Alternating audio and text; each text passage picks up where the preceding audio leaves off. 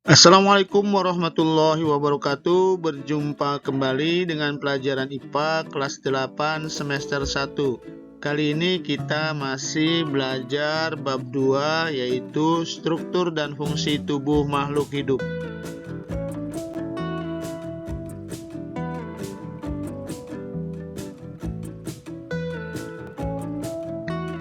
Bagian ketiga, sistem pernafasan.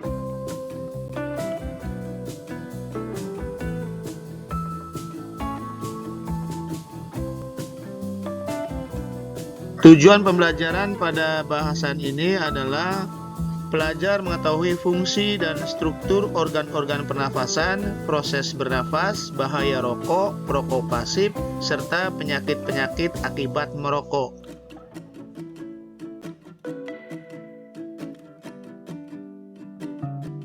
Baik, langsung kita bahas yang pertama, fungsi dari sistem pernafasan atau respirasi. Ini adalah gambar dua orang yang sedang bernafas terengah-engah ya. Jadi tubuh kalian membutuhkan oksigen untuk melakukan respirasi seluler. Nah, apa itu respirasi seluler? Respirasi seluler adalah suatu proses yang terjadi di dalam sel saat glukosa dari makanan yang kalian makan dipecah dengan bantuan oksigen sehingga menghasilkan energi. Energi yang dihasilkan ini digunakan salah satunya adalah untuk beraktivitas. Jadi fungsi dari sistem pernafasan atau respirasi ini adalah untuk menghasilkan energi.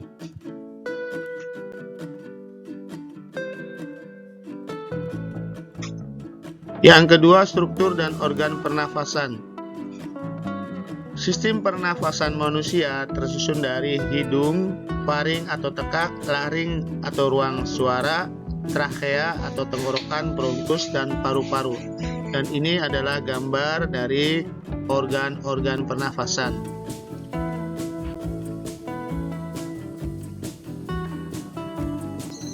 Baik, kita langsung bahas organ pernafasan yang pertama adalah hidung. Ini adalah gambar hidung ya. Di hidung kita ini ada tulang hidung, kemudian ada saraf pembau, kemudian ini adalah saraf pembau yang ke otak, kemudian ada selaput lendir dan silia atau rambut hidung ya. Jadi udara yang masuk ke dalam tubuh kita bisa melalui hidung dan mulut.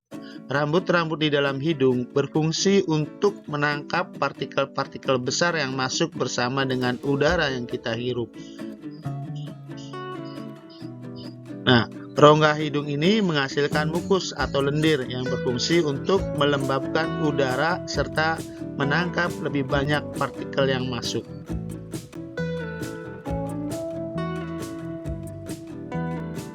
Yang kedua, faring, laring, dan trakea. Ini adalah gambar faring, ya. Kemudian ini laring, dan ini adalah trakea.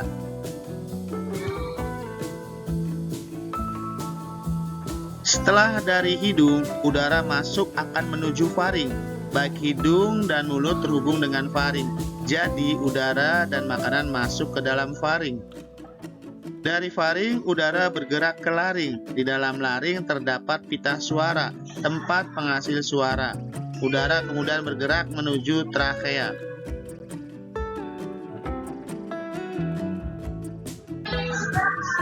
Ketika kalian sedang menelan makanan, maka trakea akan tertutup oleh epiglotis, sehingga makanan tidak masuk ke dalam saluran nafas.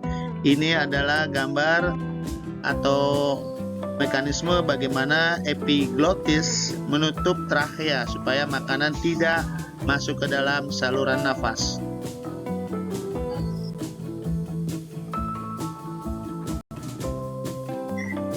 Setelah dari laring, kita lanjut ke trakea. Sel yang melapisi trakea memiliki silia, yaitu rambut-rambut halus yang memiliki gerakan seperti menyapu. Silia berfungsi untuk menyaring udara yang masuk agar kotoran tidak masuk ke dalam paru-paru.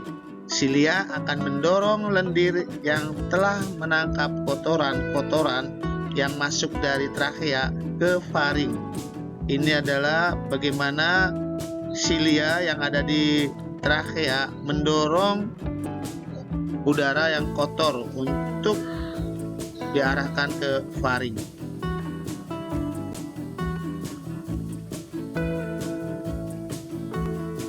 Yang ketiga, bronkus dan paru-paru. Ini adalah gambar bronkus dan paru-paru ya. Jadi bronkus ini adalah cabang dari trakea.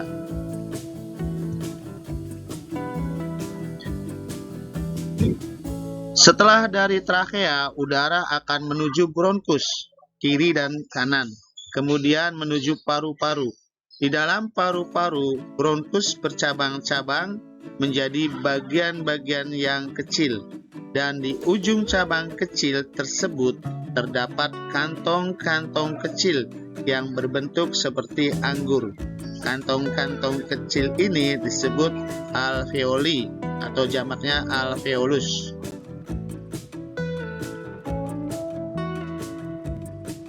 Ini adalah gambar alveolus yang dikelilingi kapiler. Disinilah tempat terjadinya pertukaran antara oksigen dan karbon dioksida. Jadi alveoli diselimuti oleh pembuluh darah kapiler, dan disinilah tempat pertukaran gas antara oksigen dengan karbon dioksida.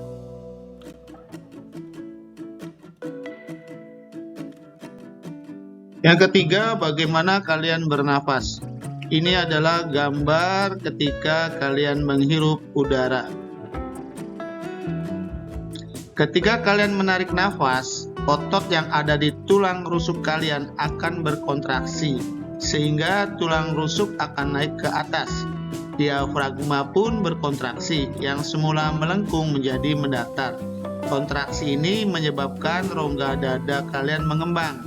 Volume paru-paru pun membesar, tekanan udara di paru-paru mengecil, dan udara pun masuk.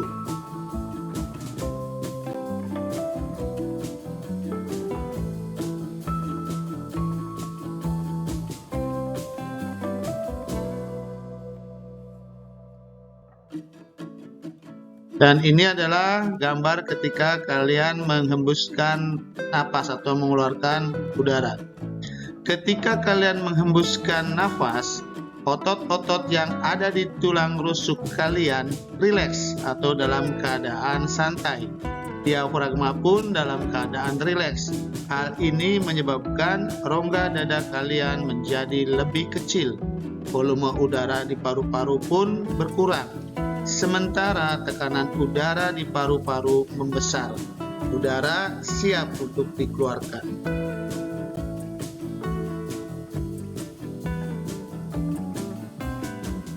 4.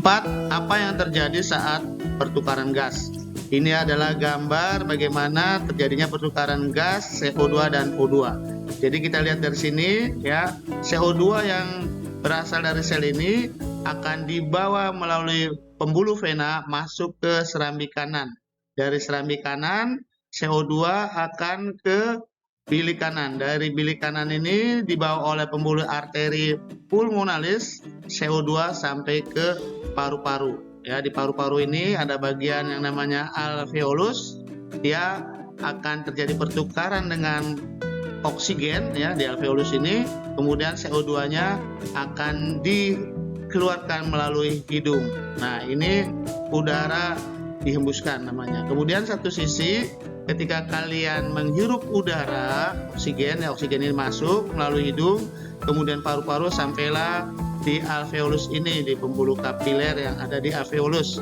Kemudian oksigen ini akan masuk ya ke serambi kiri. Dari serambi kiri masuk ke bilik kiri, kemudian baru dipompa oleh jantung ini bersama pembuluh sel darah merah.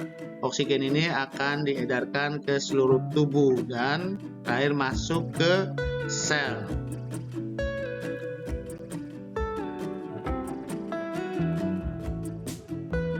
5. Merokok dan bahayanya untuk tubuh.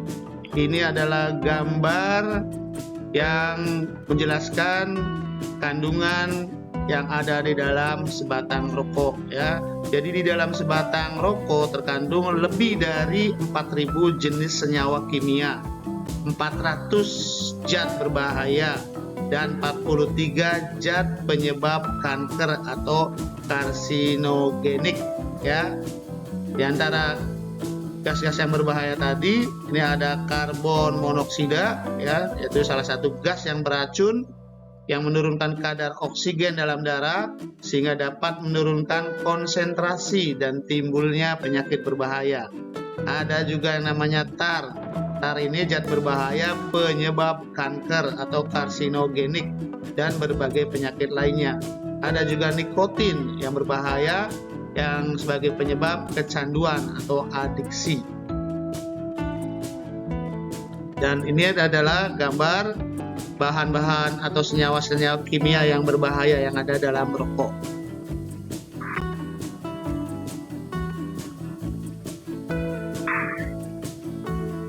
Enam, penyakit-penyakit yang disebabkan oleh rokok.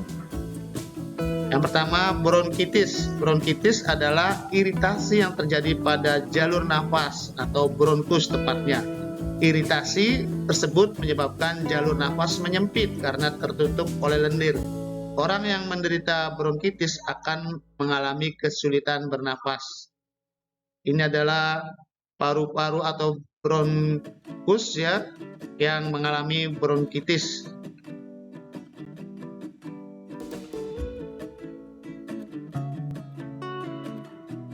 Yang kedua, aterosklerosis ya. Beberapa zat kimia yang ada di dalam rokok dapat masuk ke dalam sistem peredaran darah manusia. Zat-zat tersebut mengiritasi pembuluh darah. Iritasi tersebut ikut berkontribusi dalam penyumbatan lemak pada pembuluh darah. Ini adalah gambar pembuluh darah yang mengalami aterosklerosis.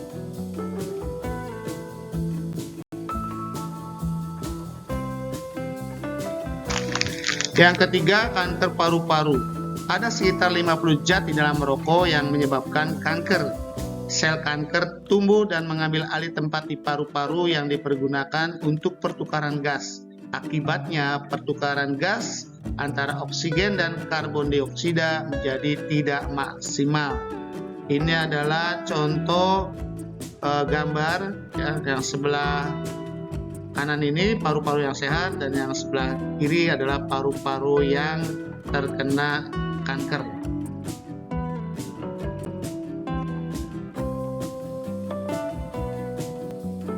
Empat, emfisema. Emfisema adalah penyakit yang merusak bagian paru-paru yaitu alveolus, sehingga penderita penyakit ini tidak dapat mengambil oksigen maupun mengeluarkan karbon dioksida secara maksimal. Akibatnya penderita memiliki nafas yang pendek. Penyakit ini bersifat permanen. Ini adalah gambar paru-paru yang mengalami emfisema.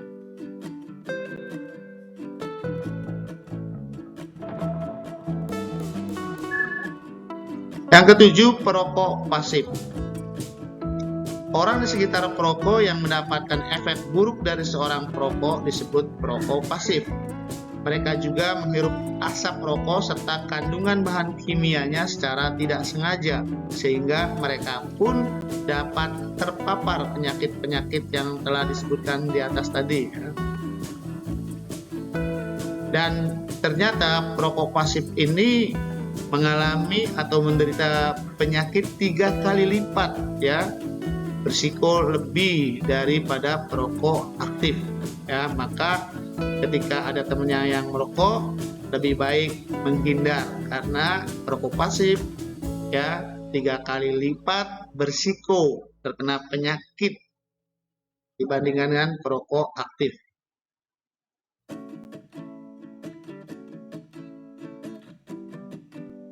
Baiklah, untuk lebih memahami bahasan tentang sistem pernafasan, silakan kerjakan uji kompetensinya di buku latihan.